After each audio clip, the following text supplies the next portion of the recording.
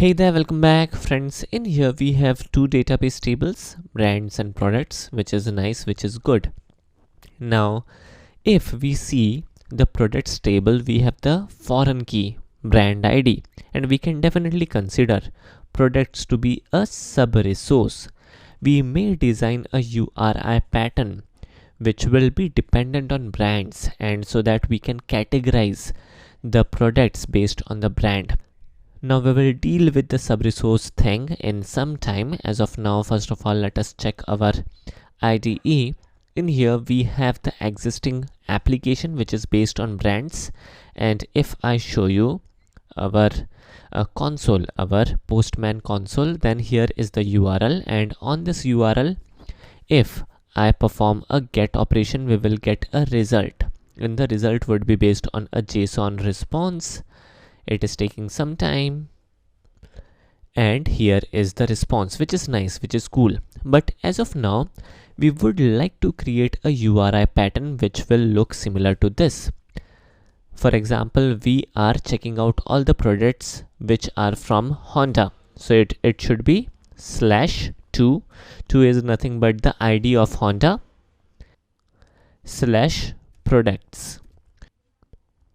And this particular URI pattern /brands/2/products should give us all the products where the brand ID is 2, where the brand is Honda. Getting my point?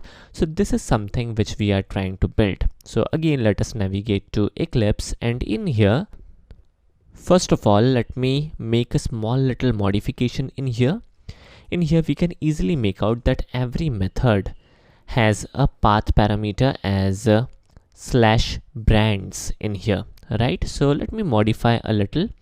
In here we can simply cut this part and add it directly as a part of the class level param annotation, and we can simply get rid of this path annotation from get, post, and we can simplify put and delete.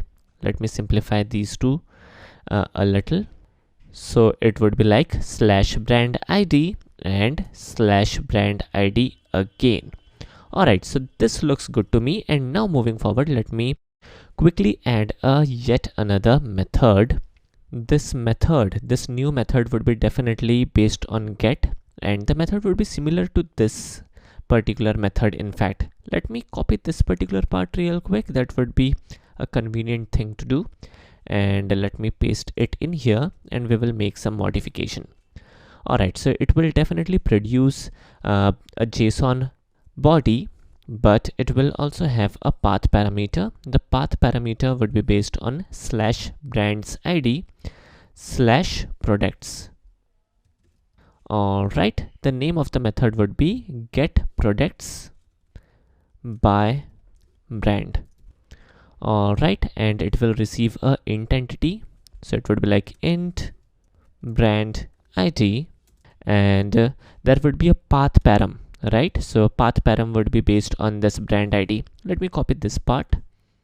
This will save some time. Alright, and definitely we will not make use of the service which is based on brand. We will make use of a service which is based on a different service. So here we have a service, right?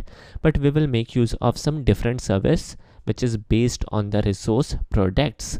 Now in order to save some time, I have already created a class by the name of product service. So let us make use of this class. So this would be like product service equals new product service. Sounds good. Let me import the required package. Alright, and using the product service, we will call in a method. So in here we will type in product service dot get products by brand. Alright, and we will pass on definitely the brand ID. Alright, so this looks good, but what list this particular service will return? This service will return a list of products based on brand. As a result, we must have a product entity class, and indeed, in order to save some time, I have already added the entity class, where I have also added the variables which will symbolize the database table. Let me quickly show you the database table. Here is the database table with product ID, brand ID, product name, category and cost column.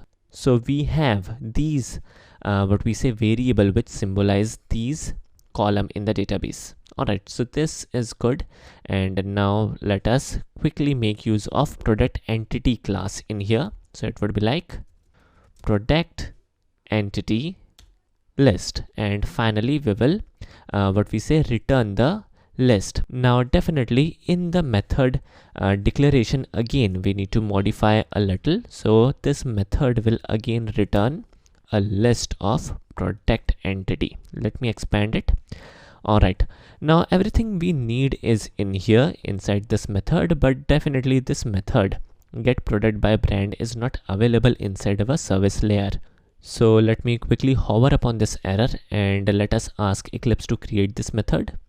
Here is the method, and this method will interact with our DAO layer for our sub resource. As a result, we must also have a DAO layer. Again, in order to save some time, I have added the DAO layer and also added this basic configuration and creating this factory object. So this is in here. Definitely check the annotated class where we have made use of the entity class. Now coming back to our service layer, first of all let us create an object of product DAO layer. The name of the object could be like DAO equals new product DAO layer. Alright, so this looks good, and using this object we will definitely like call in a method inside our DAO layer. So it would be like list of product entity. Name of the list could be like list equals DAO dot get products by brand, and we should send in the ID of the brand. Alright, so this looks good, and now we will also send in the list. It would be rather good if we update the name to product list rather. So it would be like product list. Again, let me copy this name. Let me paste it in here. Let me also show you the resource real quick. What is the process? We will definitely make use of a yet another entity class. We are definitely making use of a different service layer.